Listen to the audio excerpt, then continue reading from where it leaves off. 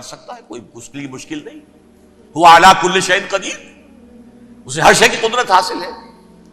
لیکن اصل بات جو ہے میں آپ کو بتانا چاہتا ہوں، یہ ہے سائیڈ ایشو. اصل ایشو ہے فلسطین کا جو شروع ہونے والا ہے. بھٹی دہکے گی وہاں. ظاہر بات ہے کہ اگر کوئی بہت بڑا اقدام ہو جاتا ہے فلسطینیوں کے خلاف، اور اگر واقعتاً مسجد اقصیٰ اور قبۃ الصخرہ گرا دیے جاتے ہیں، جو طوفان اٹھے گا عالم عرب میں، یہ حسنی مبارک ہو یا شاہ خالد ہو یا کوئی اور ہو، یہ نہیں روک سکتے اس طوفان کو. نوجوان خون اٹھے گا، غیرت اور جو بھی حمیت ہے. مسلمان ان پڑھ سے ان پڑھ اور بالکل بے دین، وہ بھی مسجد کی حرمت پر کٹ مرنے کو تیار ہو جاتا ہے. مسجد تو بنا دی شب بھر میں ایمان کی حرارت والوں نے، من اپنا پرانا پاپی ہے، برسوں میں نماز ہی بن نہ سکا. وہ چاہے کانپور کی مسجد سے مسلمانوں نے جانے دی ہے، چاہے وہ شہید گنج کی مسجد تھی مسلمانوں نے جانے دی ہے، چاہے نماز نہ پڑھتے ہو. لیکن یہ جو حرمت اور یہ جو حمیت اور یہ غیرت ہے، اس سے جو طوفان اٹھے گا یہ ہوگا اس ملحمۃ العظمی، اس کی طرف پیش رفت ہو رہی. کتاب الملاحم سے احادیث کے حوالے سے کہ جن جنگوں کا حوالہ دیا حضور نے، پیشن گوئی کی ہے، اس کا نقطہ آغاز تھا خلیج کی جنگ. صدام حسین نے اسے کہا تھا یہ مدر آف وارز ہے، ام المحارب، یہ ایک جنگ نہیں ہے.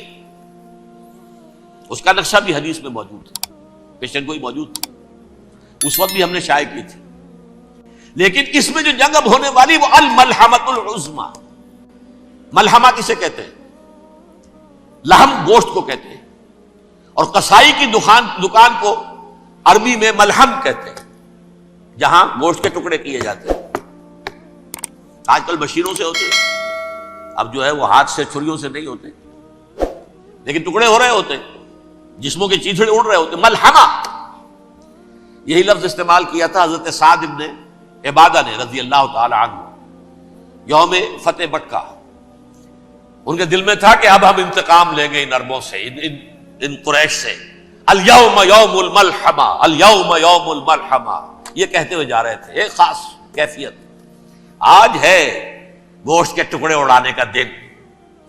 حضور سے کہا کسی نے جا کر کے ساتھ تو یہ کہہ رہے ہیں الیوم یوم الملحمہ، الیوم یوم الملحمہ. حضور نے فرمایا نہیں، ان سے کہو جا کر الیوم یوم المرحمہ، الیوم یوم المرحمہ، آج رحمت کا دن ہے، آج تو میں ان سب کو معاف کروں گا. لا تثریب علیکم اليوم، میں تم سے وہی بات کہہ رہا ہوں جو میرے بھائی یوسف نے کہی تھی اپنے بھائیوں سے. اذهبوا فانتم الطلقاء، جاؤ تم سب کے سب آزاد. وہ ملحمہ ہے جس کو کہ حضور نے حضرت معاذ بن جبل رضی اللہ تعالیٰ عنہ سے روایت ہے، اس میں سے جو ابو داؤد میں روایت آئی ہے اس میں الملحمۃ العظمی، عظمی مؤنث ہے اعظم کا. آپ کہتے ہیں جنگ عظیم اول، جنگ عظیم دوم. عظیم کا باپ ہو گیا اعظم، سب سے بڑا، اور اس کا مؤنث ہے سب سے بڑی، عظمی. الملحمۃ العظمی، سب سے بڑی لڑائی. میرے نزدیک یہ وار کے معنی میں نہیں ہے، بیٹل کے معنی میں.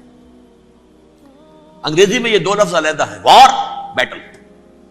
وار سالوں کو محیط ہوتی ہے، بیٹل کسی ایک خاص جگہ پر جو لڑائی ہوتی ہے اس کو کہتے ہیں. حضور کے اور قریش کے درمیان 6 سالہ وار تھی، جنگ تھی. لیکن battles, battle of Uhud, battle of Badr, یہ بیٹلز تھی، لڑائیاں تھی. تو عظیم ترین جنگ شاید اس اعتبار سے نہ ہو جیسے کہ ورلڈ وار 1 اور ورلڈ وار 2، یعنی اس کی وسعت کا اتنا معاملہ نہیں اور طوالت کا نہیں. لیکن جو لڑائی جو ہے بیٹل ہونی ہے، جس کو کہ یہ لوگ، یا چونکہ میں نے کہا تھا شروع میں کہ سرما ہے میری آنکھ کا خاک حجاز و ہول قدس. نیو ٹیسٹمنٹ کی آخری کتاب ہے the book of revelation, revelation of saint John. اس میں آرمگڈون کہا گیا ہے اسے. ہر مجدون، یہ عبرانی لفظ ہے. ہر کہتے ہیں اونچی جگہ کو، سطح مرتفع. مجدون میگیڈو، میگیڈو ایک وادی ہے، مرتفع، وادی مرتفع. یہ ہے واقع لبنان، اسرائیل اور شام کے درمیان جو ٹکڑا، جو ٹرائنگل بنتی ہے، یہ ہے. یہاں پر بڑی جنگ لڑی جائے گی، اور یہ جنگ صلیب ہوگی جو کہا ہے یہ بش نے، یہ جنگ صلیب. سیکنڈ ملینیم شروع ہوئی تھی تو پہلی صلیبی جنگ ہوئی تھی. تھرڈ ملینیم شروع ہوا ہے، یہ سیکنڈ صلیبی جنگ ہے، یہ کروسیڈ ہے. اور میں اس مرتبہ امریکہ گیا تھا تو پہلی مرتبہ مجھے وہاں ایک رسالہ ملا ٹرمپٹ نام کا. یہ امریکہ کے جو بہت ایکسٹریمسٹ قسم کے پروٹیسٹنٹس ہیں، یہ ان کا رسالہ ہے، اور ان کے بارے میں اب کہا جا رہا ہے وہ کرسچین زائنسٹ ہیں. آپ شاید پہلی مرتبہ یہ لفظ سن رہے ہو. زائنسٹ تو ہم سمجھتے ہیں یہودیوں کو، کرسچین زائنسٹ وہ ہیں جو ہیں تو عیسائی پروٹیسٹنٹس ہیں، لیکن اسرائیل کے وہ حمایتی یہودیوں سے بڑھ کر ہیں. یہ میری کسی پہلی تقریر میں شاید بہت سے حضرات کو یاد آ جائے، میں نے کہا تھا 4 سال پہلے ہمارا تنظیم اسلامی کا ایک کنونشن ہوا تھا ہوسٹن میں، امریکہ کا جنوبی علاقے کا شہر ہے. ایک سیشن اس میں ہم نے رکھا تھا انٹرفیتھ. ایک عیسائی کو بلایا تھا، ایک یہودی بہت بڑا وہاں کا عالم ہے اس کو بلایا تھا. اس یہودی عالم نے ڈاکٹر وشوگراٹ، جو وہاں کی یونیورسٹی میں پروفیسر ایمیریٹس ہے، اس نے کہا تھا کہ یہ اسرائیل کو تو سپورٹ کر رہے ہیں عیسائی، ہم تو نہیں کر رہے. جو پریکٹسنگ یہودی ہیں وہ زیادہ اسرائیل کے حق میں نہیں تھے، یہ تو سن 67 کے بعد انہوں نے اسرائیل کو تسلیم کیا ہے. وہ تو منتظر تھے کہ ہمارا مسیحا آئے گا تو اس کی قیادت میں جنگ کریں گے، جیسے شیعہ منتظر تھے کہ مہدی موعود آئیں گے تو پھر ہم کچھ کریں گے. وہ امام خمینی نے کہا بھائی جب وہ آئیں گے آ جائیں گے، لیکن ہم کچھ راستہ کے لیے.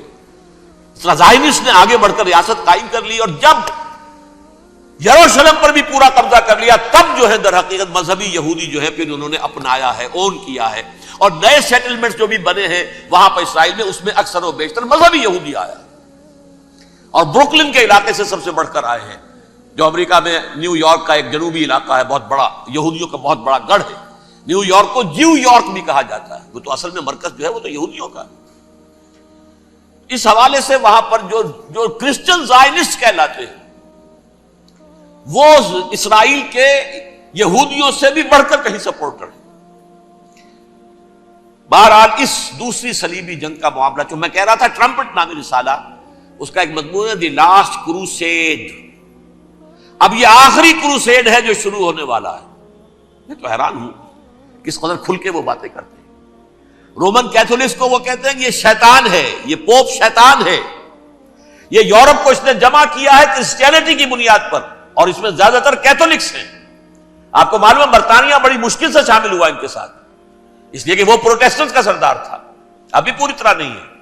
یورپ جو ہے وہ رومن امپائر دوبارہ یہ کھڑی کر رہا ہے، اور در حقیقت یہ جو ہے یہودیوں سے بھی چھیننا چاہتے ہیں اسرائیل کو اور فلسطین کو، اور مسلمانوں سے بھی، اور یہ وہی کروسیڈ جو تھے اربن ثانی کے اس کی تیاری کر رہے ہیں تاکہ وہاں پر عیسائی حکومت قائم ہو جائے، کیتھولکس کی پوپ کی حکومت قائم ہو جائے، جیسے ایسٹ تیمور میں تبدیلی. ایسٹ تیمور میں کون سی حکومت بنی ہے؟ Roman Catholic.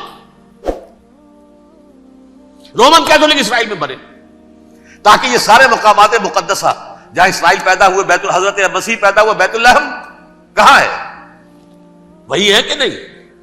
جہاں سے ریزریکشن ہوا ان کے خیال میں وہ کہاں ہے؟ وہیں پر ہے کہ نہیں؟ بڑے بڑے گرجے ان کے وہی ہیں.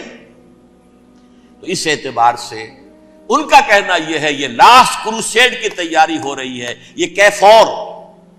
اور ان کا کہنا یہ ہے کہ یہ پوری طاقت نیٹو کی جو ہے، یہ پہلے جرمنی سے لائی گئی بوسنیا، انہوں نے خود وہاں جنگ کروائی، انہوں نے خود وہاں پر ایتھنک کلینسنگ کروائی، پھر خود مصالحت کے لیے آ گئے، پھر کوسوو میں انہوں نے خود آگ بھڑکائی. یہ میں نہیں کہہ رہا، یہ وہ ٹرمپٹ رسالہ امریکہ سے چھپنے والا پروٹیسٹنٹس کا رسالہ ہے جو یہ کہہ رہا ہے.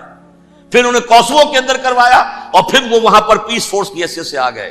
اب وہ میسیڈونیا میں کروا رہے ہیں اور وہاں داخل ہو گئے ہیں. اگلا قدم ان کا سائپرس ہوگا، سائپرس میں ترکوں کو اور وہ گریکس کو لڑائیں گے اور وہاں آ جائیں گے، وہاں سے ایک چھلانگ لگائیں گے اور یہ فلسطین میں پہنچیں گے، اور یہ وہاں پر ایک رومن امپائر، اپنی پرانی رومن امپائر کی طرح کی رومن کیتھولک ریاست قائم کرنا چاہتے ہیں. تو وہاں امریکہ کے عیسائیوں میں بھی کوئی ایک طبقہ نہیں ہے، کیتھولکس بھی ہے، کیتھولکس زیادہ نہیں ہے ہمدرد، لیکن اب تابع ہو چکے ہیں.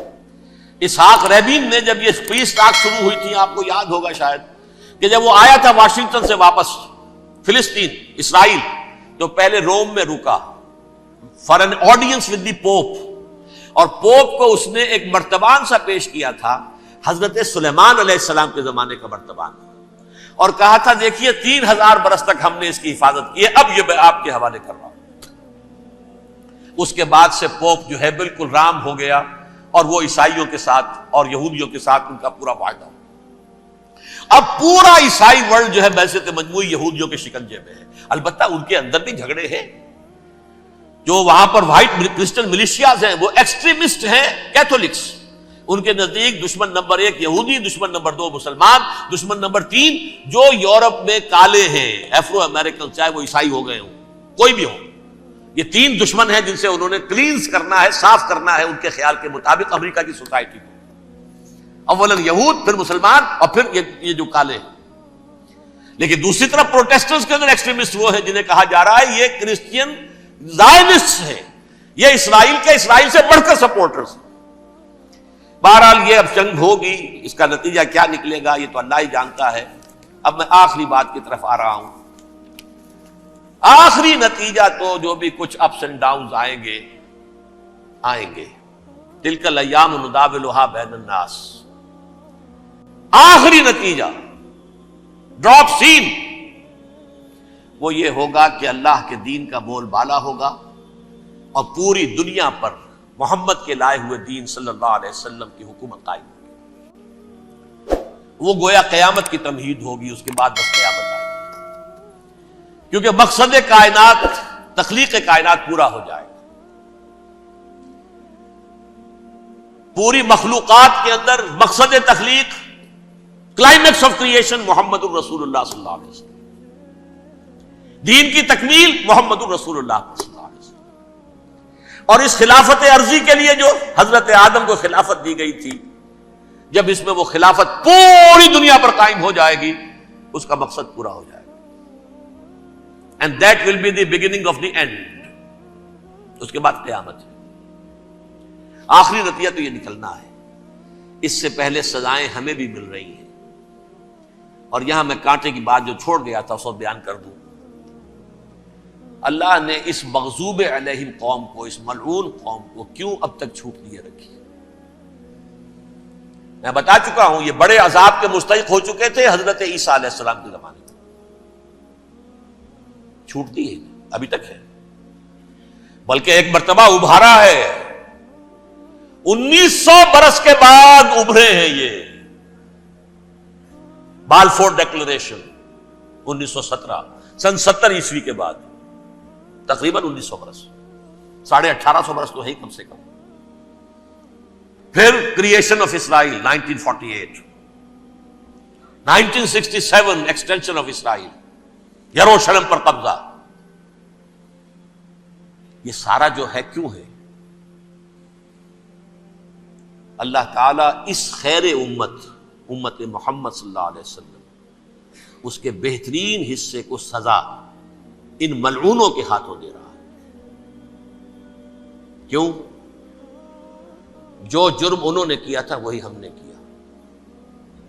انہوں نے اللہ کی کتاب کو پیٹھ کے پیچھے پھینکا، نبذ فریق من الذین اوتوا الکتاب کتاب اللہ وراء ظہورہم، ہم نے اپنی پیٹھوں کے پیچھے پھینکا کہ نہیں؟ کولونیل رول سے آزاد ہوئے، کہیں اسلامی قانون نافذ کیا، کہیں اسلامی نظام قائم کیا؟